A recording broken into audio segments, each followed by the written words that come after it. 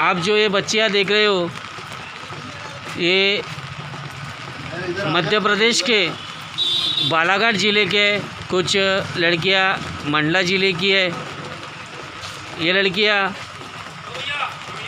तमिलनाडु में garments company में काम के लिए गई थी और वहाँ से यहाँ तक कैसी पहुँची, ये दास्तां अभी इनकी ज़ुबान से सुनेंगे।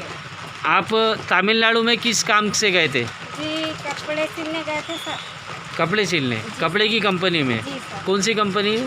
Government private limited company. अच्छा, कहाँ क्या नाम है कंपनी का? ACM company. एसीएम कहाँ पर है ये तमिलनाडु में? जी, तिरुपुर में है। तिरुपुर एमआईडीसी में? जी सर। तिरुपुर इंडस्ट्रियल एरिया में ये जी कंपनी सर, है। हमारा रहना होता था अविनाशी देवम पालियम, हाँ, जय नगर में।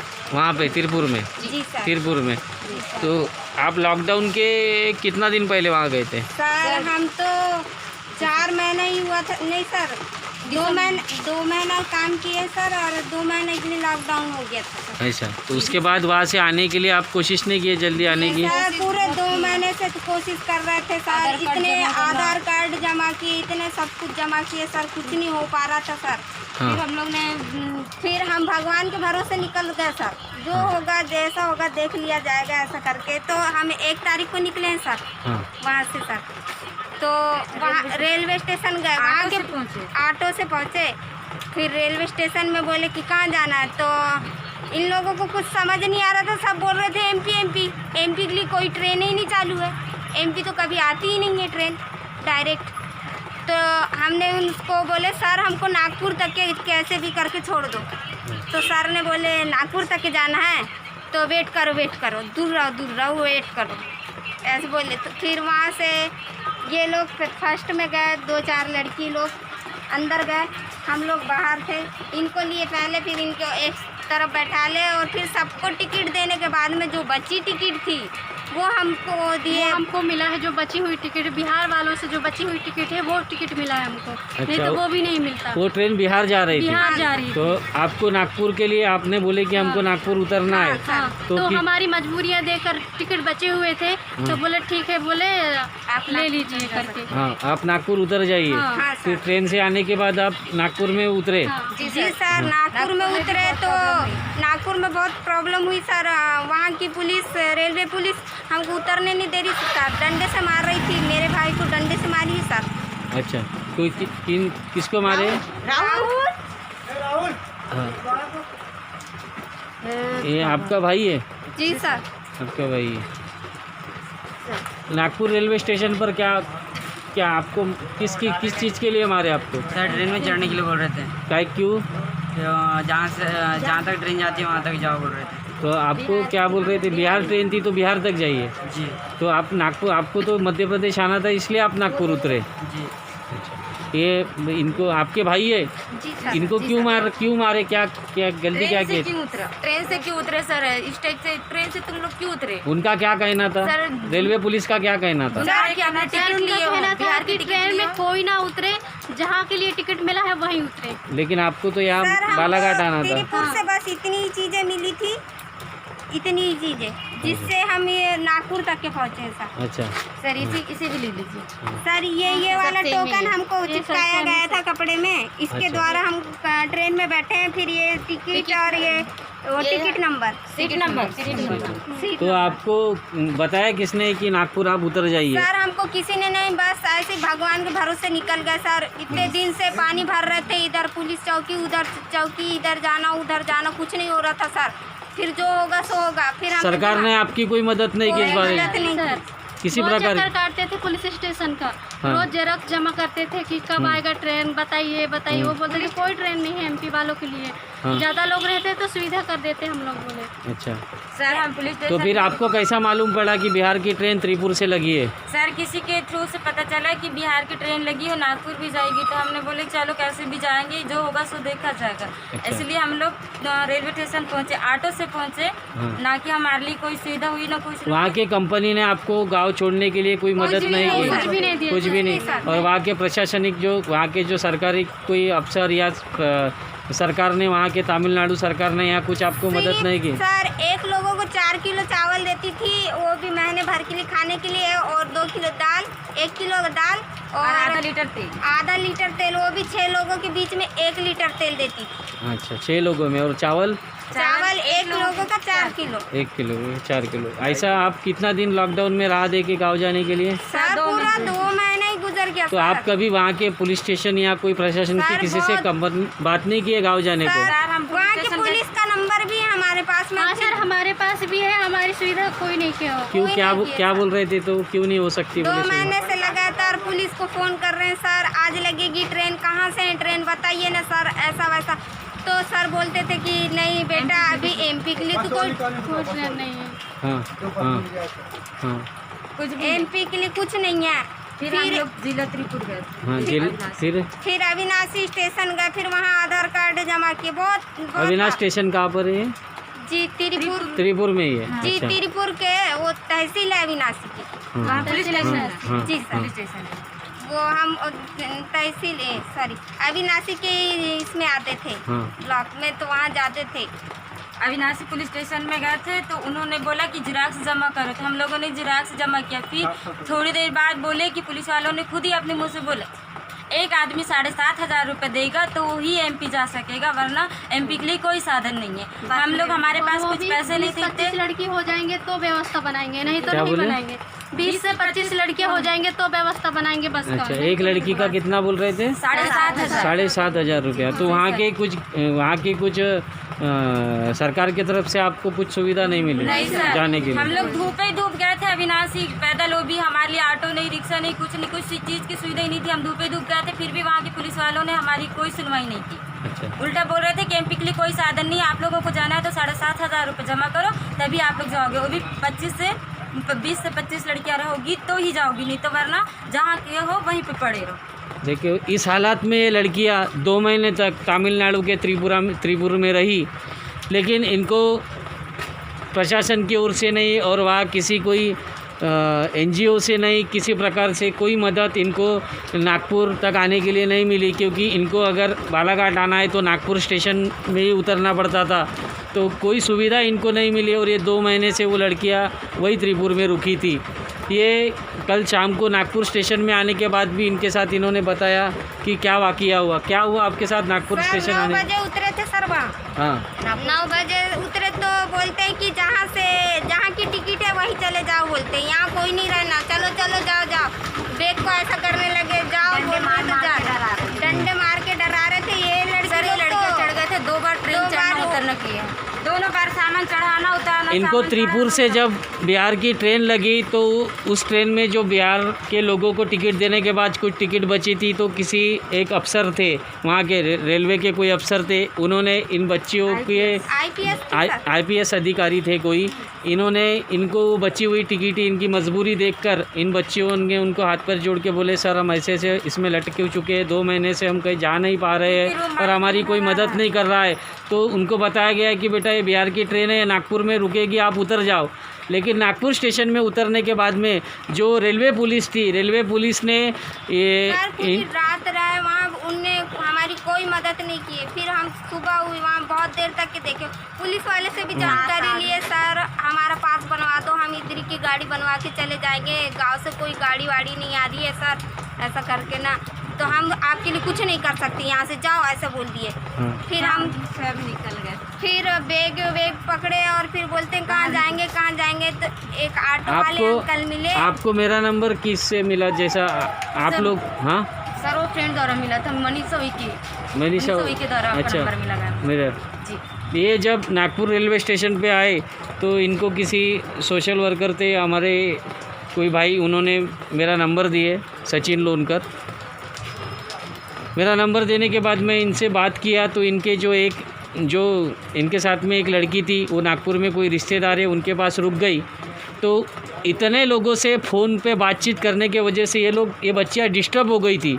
आखिर उन्होंने मुझे उनके बात का गलत नहीं लगा, वो बच्ची चिढ़ के बोल रही थी मुझे कि आप सिर्फ फ़ोन पे बात हो रही है, कल रात से हम रुके हुए या दिन के 12 बज गए लेकिन हमारे जाने की कोई सुविधा नहीं हो पा रही, ना हमारी कोई यहाँ मदद कर रहा है। तो वो निराश हो गई थी बच्ची, वो निराशा के स्वर उसके ज़ुबान से निकल रहे थे।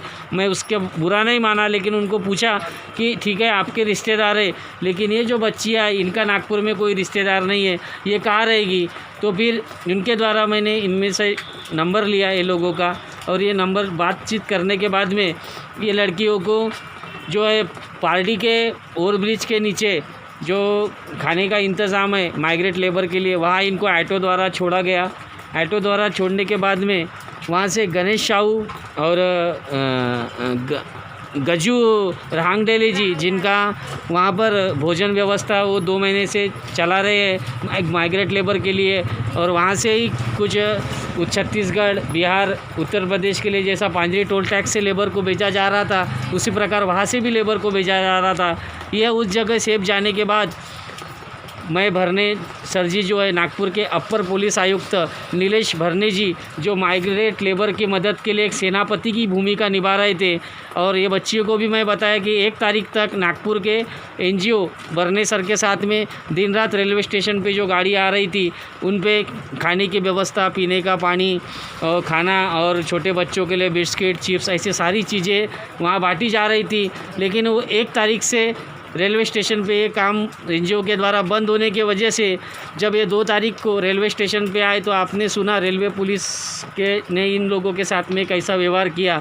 इनको बिहार जाने वाले ट्रेन से त्रिपुरा से बैठाया गया था कि आप बेटा मजबूरी में हो नागपुर उतर जाओ, लेकिन इनकी मजबूरी को ना समझते हुए रेलवे पुलिस जो है उनको बार बार और डबल वही गाड़ी में बिठा रही थी कि इनको ये समझ रहे थे, बार बार बताया जा रहा है कि कोरोना से हमको डरना नहीं है, कोरोना बीमारी से हमको जो बीमारी से लड़ना है, उस व्यक्ति की गुणगान नहीं करना है। लेकिन पुलिस प्रशासन फिर से इनका कहना था रेलवे पुलिस का कि आप वापस जाओ, यहाँ मत उतरो नागपुर में, यही कहना था ना बेटा? क्या था, क्या कहना था उनका? भगा रहे थे ना सब डंडा जहाँ का लेके। टिकट मिला है वहीं जाइए, बिहार वही जाइए। अच्छा, इनके साथ में 2 लड़के थे, इनका एक भाई है, कौन है बेटा? राहुल कामड़े। आपको क्या किया? आपको सर वो डंडा से मारे। डंडा से मार दिए, 1-2 डंडा मार। हाँ हाँ जी, डंडा से मारे और ट्रेन में चढ़ो बोले थे बेटा बस। वापिस हो जाओ करके। इसमें से कुछ बच्चियाँ डर गई थी, वो 3 बच्चियाँ जो अपनी बैग लेके वापस चढ़ गई, वो डर के मारे उनको लगा ये इससे अच्छा है कि हम ट्रेन में डबल चढ़ जाए। कौन थी 3 बच्चियाँ जो चढ़ गई थी सामने? 2 बार चढ़े थे, 2 बार 2 बार। तो ये 3 बच्चियों के बाकी की जो ये लड़कियाँ थी, ये लड़कियों ने इन्होंने जो है अपना डेयरिंग बताया और इनको नीचे उतार लिया, नहीं तो ये बच्चियाँ बिहार चली जाती थी ट्रेन में, न जाने इनके साथ आगे क्या होता था क्या नहीं।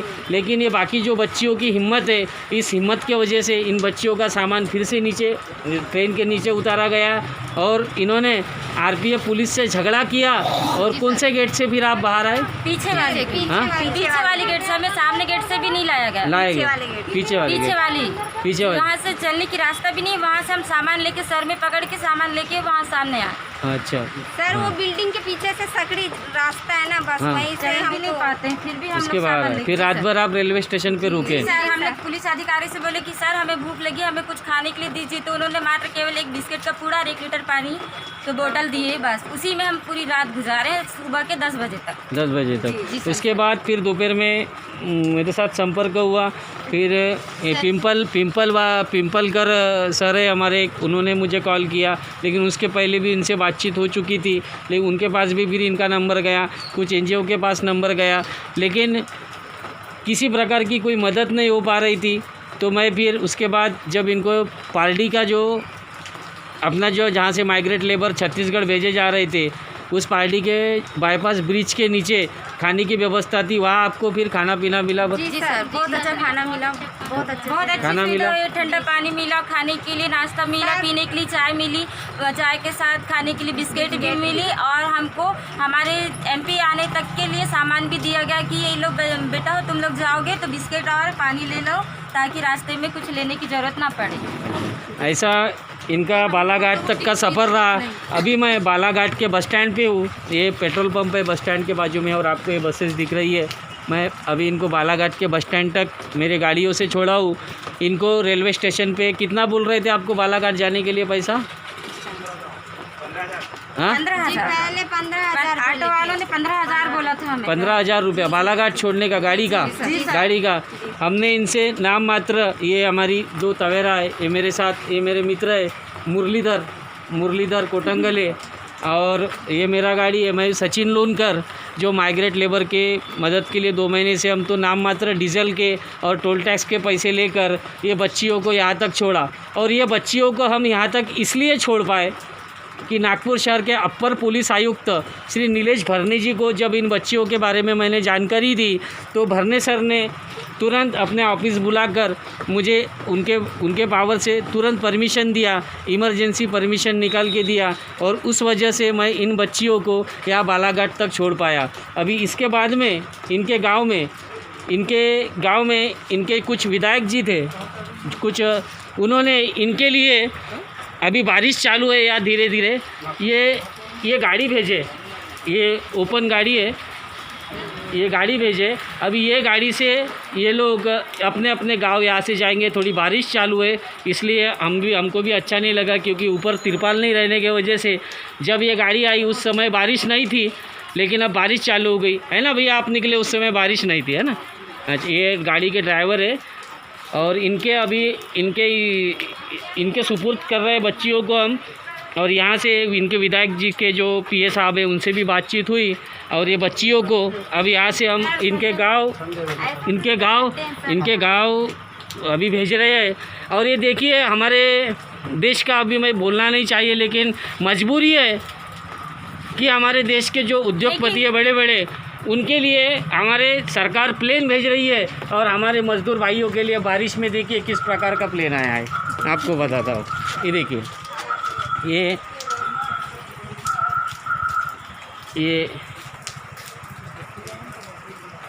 ये गाड़ी से अभी ये अपने गांव जाएंगे। थोड़ा देर बारिश में रुक जाएंगे, क्योंकि ये गाड़ी आई उस समय बारिश नहीं थी। मुझे इस विषय में किसी प्रकार की राजनीति या कुछ नहीं है, लेकिन मैं अपने देश की सच्चाई जो है वो बयां कर रहा हूँ। और ऐसी कहानी थी ये बच्चियों की, तमिलनाडु त्रिपुर से बालाघाट तक। अभी इसके आगे ये गाड़ी में ये बच्चियाँ अपने अपने गांव जा रही है।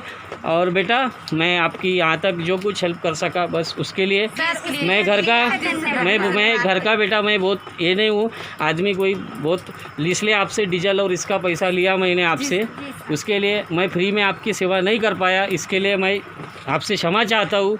लेकिन मैं इस लायक रहता तो आपको फ्री में भी छोड़ देता था, लेकिन मेरे भी इसलिए आपको यहाँ तक मदद कर पाया। ये थी कहानी और दास्तां इस बच्चियों की। हाँ बेटा, और एक बात कही है। बाना बेटा बोल। सर, हमारी एमपी सरकार से बार बार अनुरोध करती हूँ कि हमारे जितने भी भाई बहन, एमपी के जितने भी भाई बहन त्रिपुर जिले में फंसे, उन्हें प्लीज़ कृपया करके लाने की कोशिश की जाए, क्योंकि वो भी बहुत तकलीफ कहाँ वहाँ तमिलनाडु में अभी भी है। जी सर। ये देखिए, अभी तो मैं ये वीडियो बंद करने जा रहा था, लेकिन ये बच्चियों ने बताया कि तमिलनाडु त्रिपुर में अभी भी काफ़ी सारे लोग जो है इनके साथ में, कितने लोग होंगे और भी वहाँ पर बहुत लोग हैं। सरकार तो बोल रही है कि माइग्रेट लेबर जो है अपने अपने घर पहुंच चुकी है, लेकिन ये देखिए ताज़ा स्थिति जो आपको ये बच्चियाँ बयां करेंगी, क्योंकि मैं तो था नहीं त्रिपुर में। कितने लोग हैं आपके वहाँ पर अभी? सर 1000 से 2000 इंसान होंगे सर, बहुत है, क्योंकि हम लोगों की कोई सुविधा नहीं है ना। वहाँ की तमिलनाडु की भी सरकार हमारी कोई सुनवाई नहीं कर रही है, एमपी सरकार से कोई जवाब नहीं है, इसलिए हम लोगों की कोई सुनवाई नहीं हो रही। इसीलिए तमिलनाडु की सरकार एमपी के लोगों को नहीं छोड़ रहा है, जहाँ हो वहीं रहो बोल रहा। सर, हम लोगों के पास कुछ खाने का नहीं, पीने का नहीं, रूम भाड़ा देने के लिए पैसा नहीं, रूम वाले भगा रहे हैं कि जाओ निकलो, बिजली काट रहे हैं, पानी नहीं दे रहे हैं, तो हम लोग उस स्थिति में कैसे जीते। इसीलिए हम लोग मजबूरी से ऑटो में बैठ के रेलवे स्टेशन आए, वहाँ टिकट बिहार का लिए, बिहार का लेने के बाद हम लोग नागपुर में उतरे, वहाँ पर भी बहुत परेशानी झेलनी पड़ी। और आज हम लोग कैसे भी करके 3 दिन हो गए, 1 तारीख से नहीं तो सरकार तो बोल रही है कि आपको 20 लाख करोड़ का पैकेज आया है, नहीं तो उसमें से कुछ नहीं मिला है। 20 लाख करोड़ में से आपको मदद के लिए कुछ नहीं सर, कुछ नहीं। हमारी गांव की पंचायत ने मात्र 1000 रुपये, वो भी जिसका IBS जनधन योजना है उसी के खाते में गया, उसमें से केवल 5 लड़कियों के भी अकाउंट में गया होगा, बाकी किसी के अकाउंट में नहीं आया है। क्योंकि यहाँ के जिलाधिकारी बोल रहे हैं कि आपका SBI वाला जनधन वाला अकाउंट नहीं है, इसलिए हम आप लोगों को कोई सहायता नहीं करेंगे। मैं किसी प्रकार की यहाँ राजनीति नहीं कर रहा हूँ और ना ही मैं राजनीति विषय पे बात कर रहा हूँ। मैं सिर्फ हमारे देश की जो सच्चाई है वो सिर्फ मैं बयां कर रहा हूँ कि देखिए, हमारे देश में बताया जा रहा है कि हम 20 लाख करोड़ का पैकेज घोषित कर रहे हैं, लेकिन उसका 20 लाख करोड़ में से इन तक अभी तक मदद के लिए कुछ नहीं पहुंचा। मैं बार बार जो भी भाई ये वीडियो देख रहा है, मैं उससे बार बार विनती करता हूँ कि ये वीडियो इतना शेयर करो कि सरकार तक पहुँचे। और हालात क्या है, मैं ये नहीं कहता कि सरकार काम नहीं कर रही है, लेकिन सरकार जो नीचे जो आखिरी मजदूर है, जो फंसा हुआ है, चाहे तमिलनाडु हो, केरला हो, कर्नाटक हो, कहीं भी किसी भी जगह हो, वो अपने घर तक पहुँचे, उनको मदद मिले, यही मेरा मकसद है। सचिन लोनकर, नागपुर।